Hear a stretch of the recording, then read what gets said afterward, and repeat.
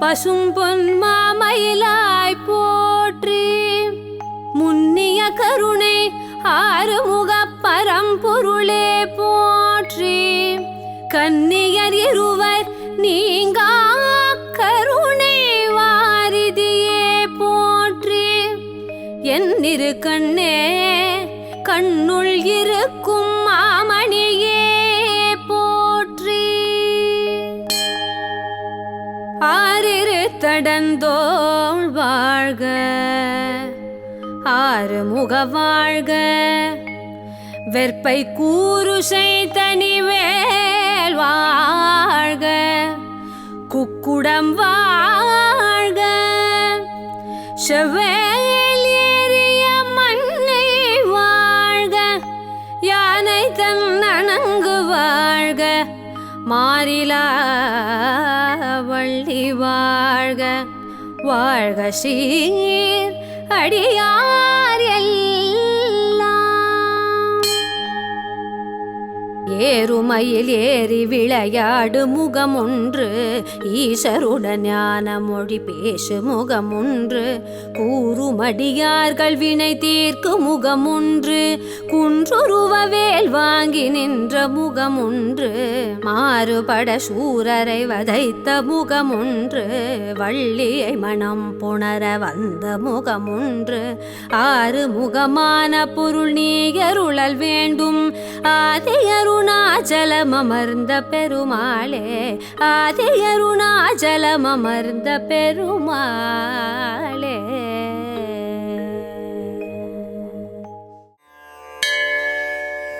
வான்முகில் வழாது பெய்க, மலிவளம் சுரக்க.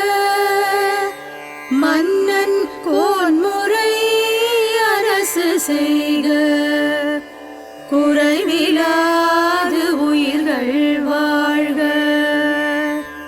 நான்மறை அறங்கள் ஓங்க, நற்றவம் வேள்வி மல்க. மேன்மைகொள் செய்வ நீதி, விளங்குக உலகம் எல்லாம். லோகா சமஸ்தா சுகினோ பவந்து, லோகா சமஸ்தா சுகினோ பவந்து.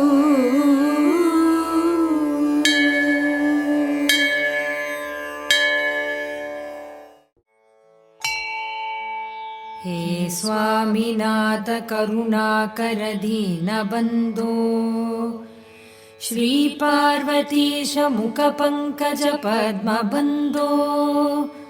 श्रीशादिदेवगणपूजित पादपद्म, वल्लीशनाद मम देहि करावलम्बम्. वल्लीशनाद मम देहि करावलम्बम्. देवादिदेव सुतदेव गणाधिनाथ, देवेन्द्र वन्द्य मृदुपङ्कज मञ्जुपाद. देवर्षि नारद मुनीन्द्र सुकीर्त कीर्ते, वल्लीशनाद मम देहि करावलम्बम्. वल्लीशनाद मम देहि करावलम्बम्.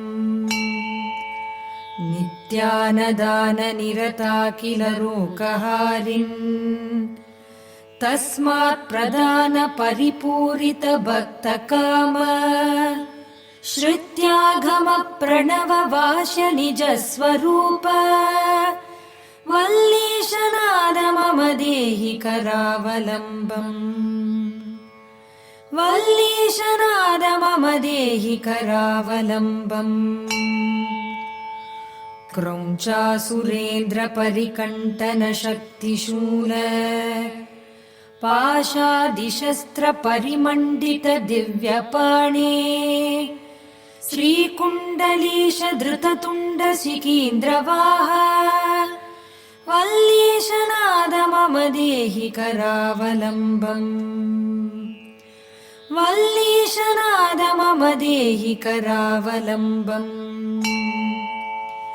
देवादिदेवरथमण्डलमध्यमेद्य देवेन्द्रपीठनगरं मृतशापहस्त शूरं निहत्य सुरकोटिनिरीड्यमान वल्लीशनाद मम देहि करावलम्बम् वल्लीशनाद मम देहि करावलम्बम् हीरादिरत्ननवयुक्तकिरीटहार केयूरकुण्डललसत्कवचाभिराम हे वीरतारक जयामर बृन्दवन्द्य वल्लीशनाद मम देहि करावलम्बम् वल्लीशनाद मम देहि करावलम्बम्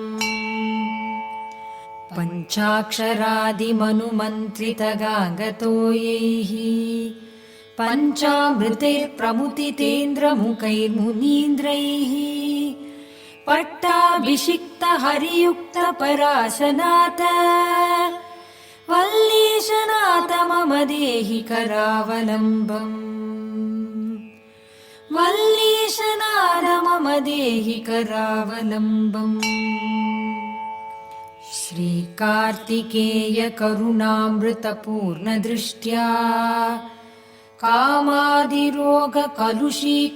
कामादिरोगकलुषीकृतदुष्टचित्तम् शिक्त्वादु मामवकलानिधि कान्तिकान्त्या वल्लीशनाथ मम देहि करावलम्बम् वल्लीशनाथ मम देहि करावलम्बम् सुब्रह्मण्याष्टकं पुण्यं ये पठन्त्विद्विजोत्तमाः ते सर्वे मुक्तिमायान्ति सुब्रह्मण्यप्रसादतः सुब्रह्मण्याष्टकमितं प्रातरुत्थाय यः पठेत् कोटिजन्मकृतं पापं तत्क्षणादेव नश्यति।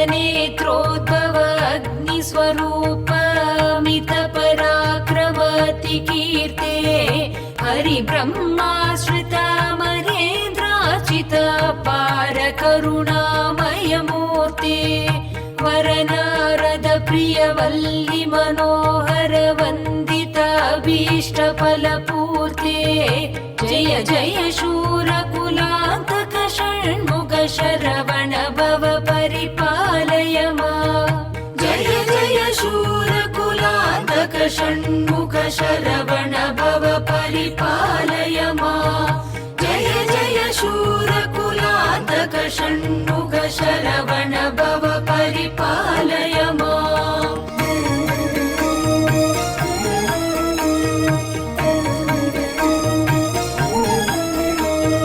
विषकर शोभित सर्वायुधधर दीन संरक्षण दिव्यमते दिव्यालङ्कृत मन्मथ मोहित रूप लावण्य कुमारपते त्वमेव ममार्ति निवारण बन्धु द्वादश नेत्र दयानिधे जय जय शूरकुलान्तक षण्मुख शरवण भव परिपालय माम् जय जय शूरकुलान्तक षण्मुख शरवण भव परिपालय माम् जय जय शूरकुलान्तक षण्मुख शरवण भव परिपालय माम्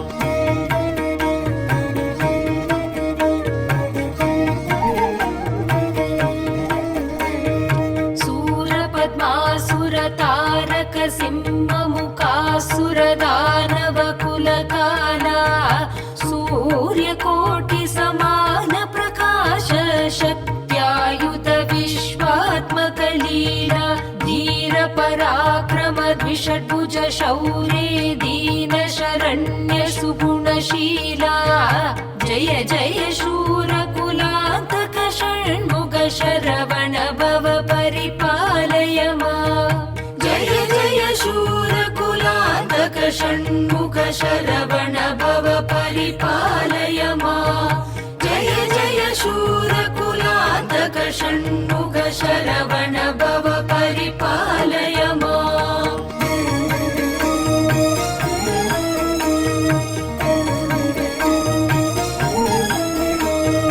कुञ्जर सोदर कुञ्जरि नायक कुक्कुडध्वज कुङ्कुमगात्र कुम्भोद्भव मुनिदेशिक विशाख कुल पर्वत नन्दिनि पुत्र पञ्चानन प्रणवाक्षर बोधक परम कृपामय द्विषनेत्र जय जय शूरकुलान्तक षण्मुख शरवण भव परिपालय माम् जय जय शूरकुलान्तक षण्मुख शरवण भव परिपालय माम् जय जय शूरकुलान्तक षण्मुख शरवण भव परिपालय माम्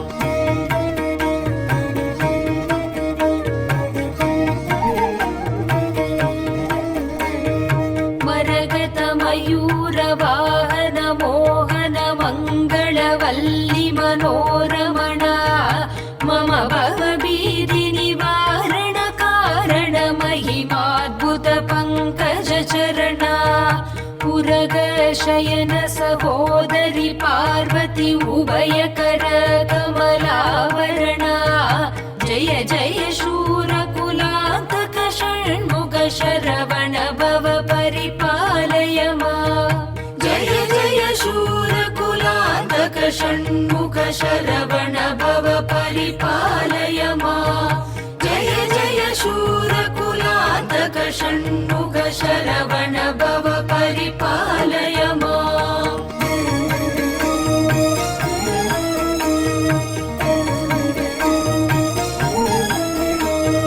षण्मुख मण्डल शोभित द्वादश नयन कमल करुणा सिन्धो षट्चक्र स्थित षडाक्षर मन्त्र स्वरूप चरणागत बन्धो षण्मत स्थापित शङ्कर गुरुकृत भुजङ्ग स्तोत्र प्रिय स्कन्दो जय जय शूरकुलान्तक षण्मुख शरवण भव परिपालय माम् जय जय शूरकुलान्तक षण्मुख शरवण भव परिपालय माम् जय जय शूरकुलान्तक षण्मुख शरवण भव परिपालय माम्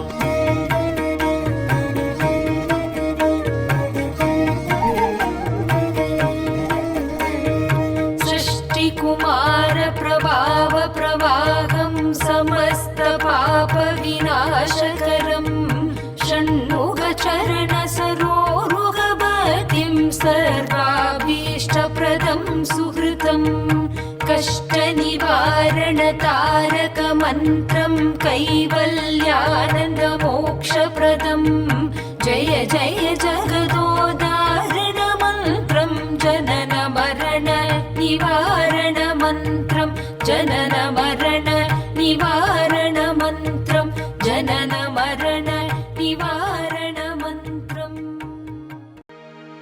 ॐ स्कन्धाय नमः ॐ गुहाय नमः ॐ षण्मुखाय नमः ॐ बालनेत्रसुताय नमः ॐ प्रभुवे नमः ॐ पिङ्गळाय नमः ॐ कृत्तिकासुनवे नमः ॐ शिखिवाहनाय नमः ॐ द्विषड्भुजाय नमः ॐ द्विषन्नेत्राय नमः ॐ शक्तिधराय नमः ॐ पिसितासप्रपञ्चनाय नमः ॐ तारकासुरसंहारिणे नमः ॐ रक्षोपलविमर्दनाय नमः ॐ मत्ताय नमः ॐ प्रमत्ताय नमः ॐ उन्मत्ताय नमः ॐ ॐ सुरसैन्यसुरक्षकाय नमः ॐ देवसेनापतये नमः ॐ प्राज्ञाय नमः ॐ कृपाळवे नमः ॐ भक्तवत्सलाय नमः ॐ उमासुताय नमः ॐ शक्तिधराय नमः ॐ कुमाराय नमः ॐ क्रौञ्चधारणाय नमः ॐ सेनान्ये नमः ॐ अग्निजन्मने नमः ॐ विशाखाय नमः ॐ शङ्करात्मजाय नमः ॐ शिवस्वामिने नमः ॐ गणस्वामिने नमः ॐ सर्वस्वामिने नमः ॐ सनातनाय नमः ॐ अनन्तशक्तये नमः ॐ अक्षोभ्याय नमः ॐ पार्वतीप्रियनन्दनाय नमः ॐ गङ्गासुताय नमः ॐ शरोद्भूताय नमः ॐ आहुताय नमः ॐ पावकात्मजाय नमः ॐ जृम्भाय नमः ॐ प्रजृम्भाय नमः ॐ उज्जृम्भाय नमः ॐ कमलासनसंस्तुताय नमः ॐ एकवर्णाय नमः ॐ द्विविवर्णाय नमः ॐ त्रिवर्णाय नमः ॐ सुमनोहराय नमः ॐ चतुर्वर्णाय नमः ॐ पञ्चवर्णाय नमः ॐ प्रजापतये नमः ॐ अहर्पतये नमः ॐ अग्निगर्भाय नमः ॐ समीकर्भाय नमः ॐ विश्वरेतसे नमः ॐ सुरारिग्ने नमः ॐ हरिद्वर्णाय नमः ॐ शुभकराय नमः ॐ वटवे नमः ॐ पटुवेशभृते नमः ॐ भूषणे नमः ॐ गपस्थये नमः ॐ गहनाय नमः ॐ चन्द्रवर्णाय नमः ॐ कलाधराय नमः ॐ मायाधराय नमः ॐ महामायिने नमः ॐ कैवल्याय नमः ॐ शङ्करात्मजाय नमः ॐ विश्वयोनये नमः ॐ अमेयात्मने नमः ॐ तेजोनिधये नमः।